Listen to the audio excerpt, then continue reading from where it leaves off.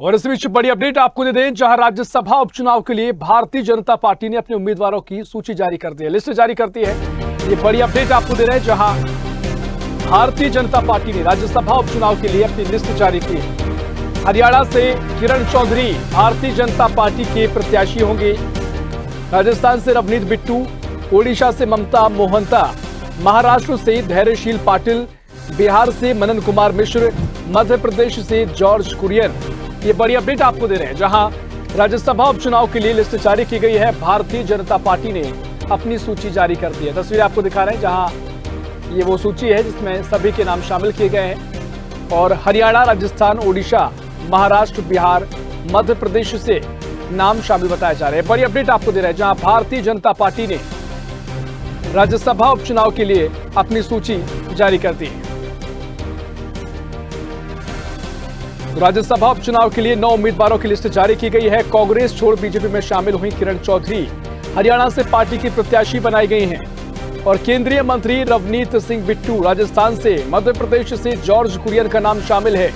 राज्यसभा चुनाव के लिए नामांकन दाखिल करने की अंतिम तारीख 21 अगस्त है। इससे पहले भारतीय जनता पार्टी ने इन 9 राज्यों में 9 सीटों पर अपने उम्मीदवारों की घोषणा की है। और इसी खबर पर और भी जानकारी लेंगे। दिल्ली से हमारी सहयोगी तनु बालियान हमारे साथ फोन लाइन पर जुड़ गई है। तनु, भारतीय जनता पार्टी ने राज्यसभा उपचुनाव के लिए उम्मीदवारों की सूची जारी की है और 9 नाम सामने आए हैं। क्या कुछ इस सूची को आप देख रही हैं? क्या कुछ इसके पीछे का आधार बीजेपी ने तय किया है और क्या कुछ अपडेट पूरी सूची को लेकर? जी बिल्कुल ऋषभ, देखिए बीजेपी ने जो राज्यसभा उपचुनाव है उसके लिए 9 उम्मीदवारों की जो लिस्ट है वो अब जारी कर दी है। और देखिए जिस तरीके से लगातार किरण चौधरी के कयास लगाए जा रहे थे, अब पार्टी ने हरियाणा से किरण चौधरी को मैदान में आखिरकार सस्पेंस खत्म करते हुए उतार ही दिया। वहीं राजस्थान की एक सीट की बात की तो रवनीत सिंह देखिए बिट्टू जो है उनका भी नाम लगातार जो है वो चर्चाओं में था, उनको भी अब उम्मीदवार राजस्थान से घोषित कर दिया है। बिहार की देखिए एक सीट से मनन मिश्रा को और असम की जो 2 सीटें हैं उनके लिए रामेश्वर तेली को और मिशन रंजन दास को कैंडिडेट बनाया है। और देखिए राज्यसभा सांसद से जीतकर जो लोकसभा सांसद में आए सांसद बनने से ये जो सीटें हैं ये खाली हो गई थी ऋषभ। और अब 9 राज्यों में 12 सीटों पर नामांकन का कल जो है वो आखिरी डेट है। तो ऐसे में बीजेपी ने फाइनली अपने सारे पत्ते खोल दिए और महाराष्ट्र में भी देखिए 2 सीट खाली हो रही है, लेकिन बीजेपी वहां गठबंधन में है ऋषभ। तो ऐसे में जो एक सीट है वो एनसीपी मुखिया जो है अजीत पवार, उनके खाते में जाने की चर्चा जो है वो बनी हुई है। तो आखिरकार सस्पेंस खत्म होते हुए देखिए असम से मिशन रंजन दास हो गए, बिहार से मनन कुमार मिश्रा, हरियाणा से किरण चौधरी, मध्य प्रदेश से जॉर्ज कुरियन, महाराष्ट्र से धैर्यशील पाटिल का नाम सामने आ गया, उड़ीसा से ममता मोहंता और राजस्थान से सरदार रवनीत सिंह बिट्टू, त्रिपुरा से राजीव भट्टाचार्य जो है वो। और देखिए अगर बिहार की बात की जाए तो बिहार में 2 सीटें जो है वो खाली हुई है ऋषभ।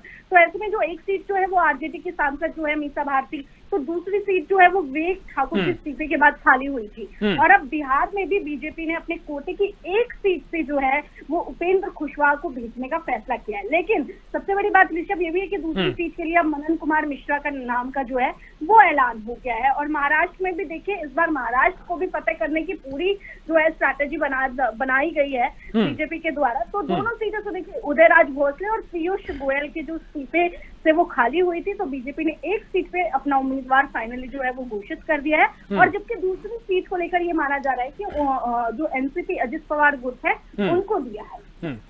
निश्चित तौर पर देखिए जो सस्पेंस आपने जिक्र किया खत्म हो गया है, लेकिन तमाम कुछ नाम ऐसे हैं जो लगातार चर्चाओं में रहे। जिस तरीके से आपने जिक्र किया कि किरण चौधरी का नाम सामने आया है जो कि कांग्रेस छोड़कर भारतीय जनता पार्टी में शामिल हुई, उनको टिकट दिया गया। हालांकि राज्यसभा में बीजेपी की स्थिति अच्छी है, तो तमाम जो उम्मीदवार जो उतारे गए हैं वो लगभग ये माना जा रहा है कि इनकी जीत लगभग तय होगी। लेकिन जिस तरीके से रवनीत सिंह बिट्टू का नाम राजस्थान से सामने आया है, वो भी कहे कि कांग्रेस छोड़कर बीजेपी में शामिल हुए थे, चुनाव हार गए थे इससे पहले लोकसभा चुनाव का। तो क्या कुछ स्ट्रेटेजी बीजेपी की इस दौरान देखने को मिली है? जी बिल्कुल ऋषभ, देखिए जिस तरीके से देखिए आपने भी जिक्र किया और मैंने भी कहा किरण चौधरी को मैदान में उतारा है, पहले से ही नाम जो था वो चर्चाओं में था। और रवनीत सिंह बिट्टू की बात की जाए तो इस बार देखिए बाहरी लोगों को प्रेफरेंस ज्यादा दिया है इस बार बीजेपी ने, और पूरी कोशिश की है ये जो फेसेस है ये देखिए अगर जिस तरीके से कांग्रेस से बीजेपी में आए हैं, लेकिन इस हिसाब से उतारे गए हैं कि इनकी जीत जो है वो काफी हद तक निश्चित है। तो बीजेपी ने एक बार फिर से पहले वाली स्ट्रैटेजी अपनाई है, और बीजेपी अपनी स्ट्रैटेजी के लिए हमें देखा भी है ऋषभ की जानी जाती है। तो ये वो फेसेस है, इन फेसेस पे दाव लगाया गया है जो जीतने की बिल्कुल 100% जिनकी कोशिश रहती है और काम भी उस तरीके का ही है। तो बाहरी लोगों को प्रेफरेंस देना, और ये दो नाम तो देखिए सबसे ज्यादा लाइमलाइट में थे ही। तो एक बार फिर से बीजेपी ने अपनी स्ट्रैटेजी से सबको ये बता ही दिया है कि हम जो है वो फतेह करने के बिल्कुल तैयार बैठे हैं। निश्चित तौर पर देखिए स्ट्रेटेजी बीजेपी की अपनी है, और इसमें निश्चित तौर पर जो आपने जिक्र किया कि जीत लगभग इनकी निश्चित मानी जा रही है। लेकिन हमने देखा था लोकसभा चुनाव के परिणाम के बाद कि मोहन भागवत ने जो महाराष्ट्र को लेकर जिक्र किया था कि जो बाहरी उम्मीदवारों को, बाहरी जो नेताओं को पार्टी में शामिल करके उनको टिकट देना कहीं ना कहीं बड़ी हार का कारण मोहन भागवत ने बीजेपी को बताया था। हालांकि राज्यसभा चुनाव है, यहाँ के थोड़ी परिस्थिति अलग होती है, देखना महत्वपूर्ण होगा क्या तस्वीर आगे नजर आएगी। बहुत शुक्रिया तनु आपका तमाम जानकारी साझा करने के लिए।